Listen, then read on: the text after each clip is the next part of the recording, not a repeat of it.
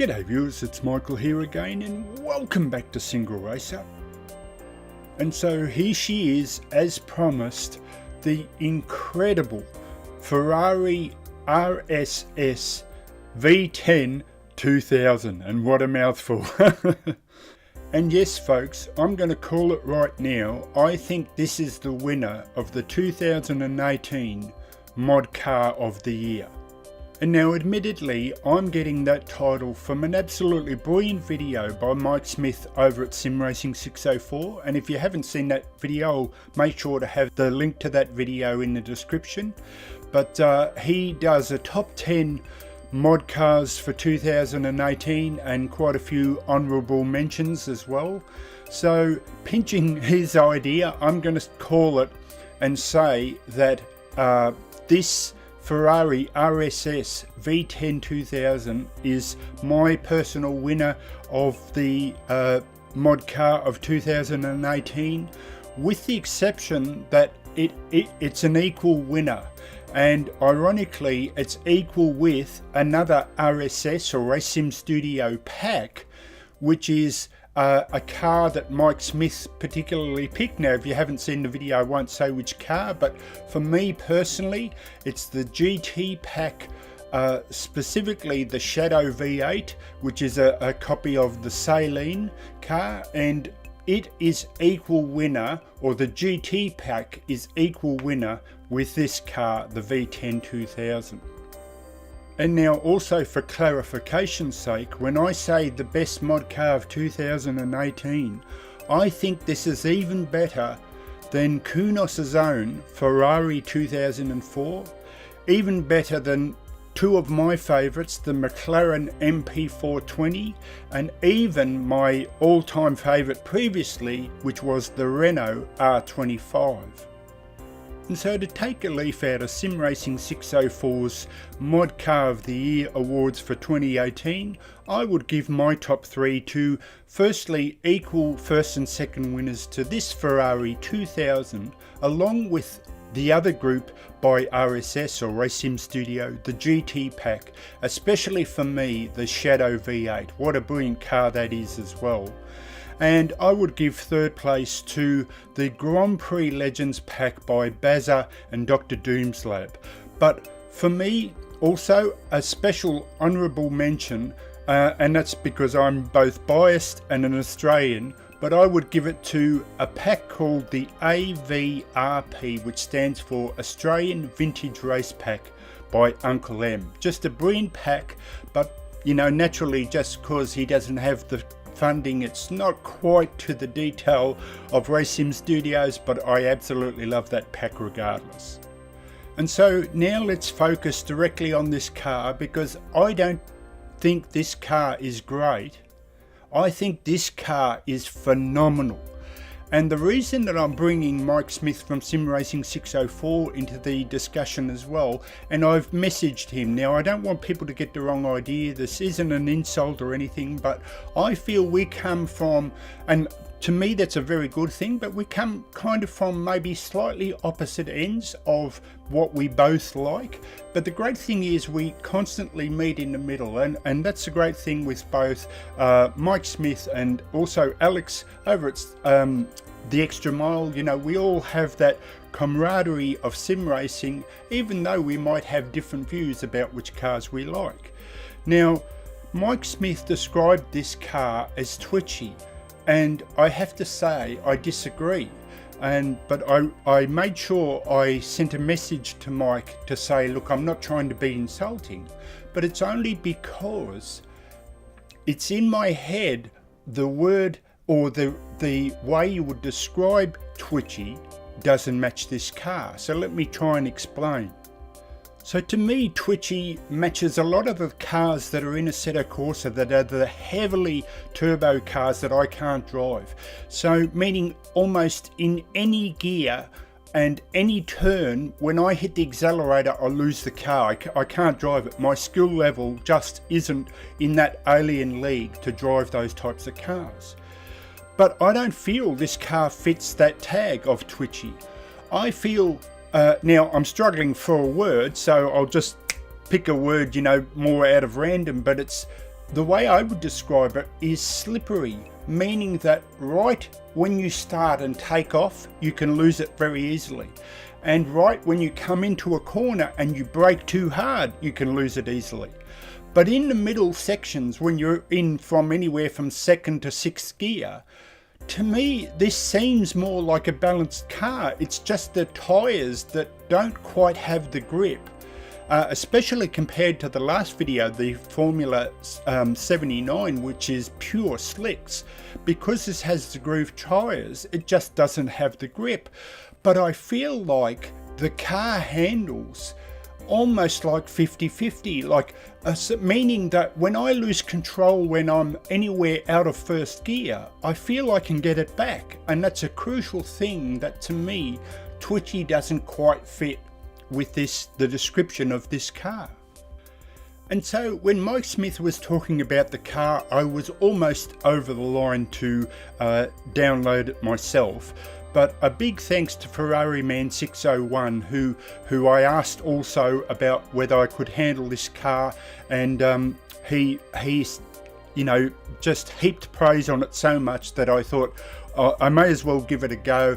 And if it's a bit too hard, I'll just have to live with it, but I'm so glad I got it. So thanks to both SimRacing 604 and Ferrari Man 601. So now let's go on track and just show, because this car isn't great, it's just phenomenal, like just unbelievably good to drive. So to me, there's only one track to show it off on, and that's the incredible reverberating Red Bull Ring. So let me show you some highlights of a lap or two on that track with this brilliant car. So this is Michael signing out for SingleRacer. I'll catch you next time. See you later, and let's go hot lapping Ferrari V10 2000 style.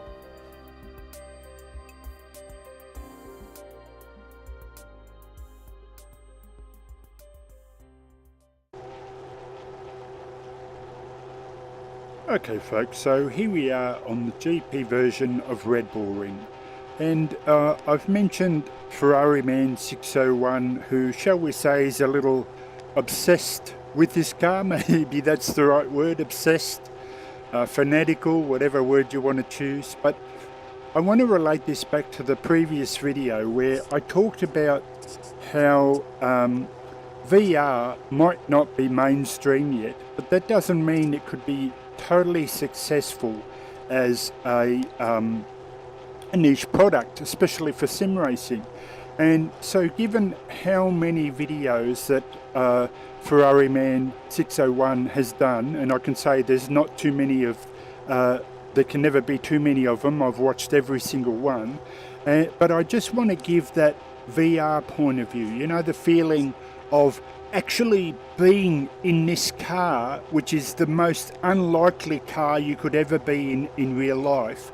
When you think of things like track days, where that brilliant intro by SimRacing 604, where he's in, I believe, a Ferrari of some kind, or anyway, whatever car it is in the intro, you can have those track days. But the thing that is so awesome about VR is that it gives you the opportunity to drive with the feeling of really being in a car you could never possibly be in. Now, this is definitely a difficult car, especially to try and get off the line, but we'll see how we go, and we'll do a couple of laps on the Red Bull Ring GP version and see how we do. Okay folks, so just before we head off, I've done a bit of fine tuning. I know nothing about setups really, but just a little fine tuning with the tyres and the fuel, including changing the default wheel colour from red to green, because after all, yellow and green, I am Australian. But I feel the reason I have an advantage over SimRacing 604, and again, it's no slight, but it's just maybe my experience with the early game Grand Prix Legends, and I'm just used to feathering the throttle a bit more, because this thing is definitely hard to get off the line like this. But I'm just maybe a bit more used to it. Now excuse my F1 style change downs, because I just can't do it the way Ferrari man can.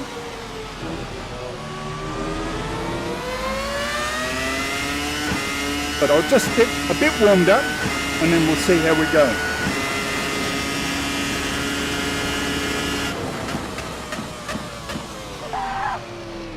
And there she is, a little bit on the slippery side, shall I put it, but I feel it's a well-balanced car, and at least to me, it's very predictable. Now, I'm not going flat out, I'm just trying to warm up a bit. But it's such a fantastic car to drive at speed. Whoa! They're saying you've cut the track, so the lap has been invalidated. See, now all that was too much gas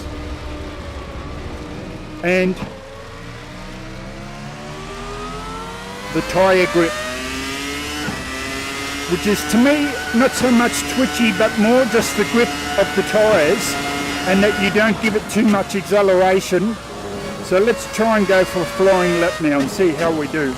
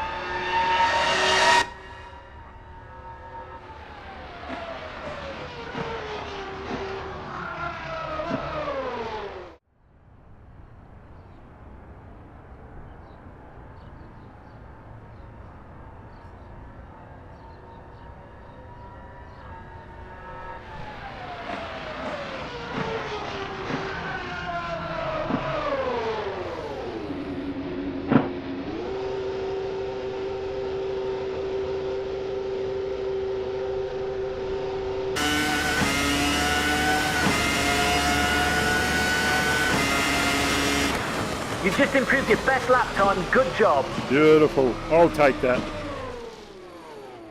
So there we go, folks. Now I can go a lot faster than that. It was just basically a kind of a warm-up, but let's see what we got. Okay, 8th spot, a 1:14.487. I'll take that any day of the week for now, but more improvements to come as I get used to the car. So absolutely phenomenal thing to drive. I highly recommend if you were thinking about getting it. If you're just good at throttle control, that's the main thing to be. But this is Michael signing out for SingleRacer. I'll definitely be back with this car, you can bet on it. This is Michael and I'll be signing out now. See you later.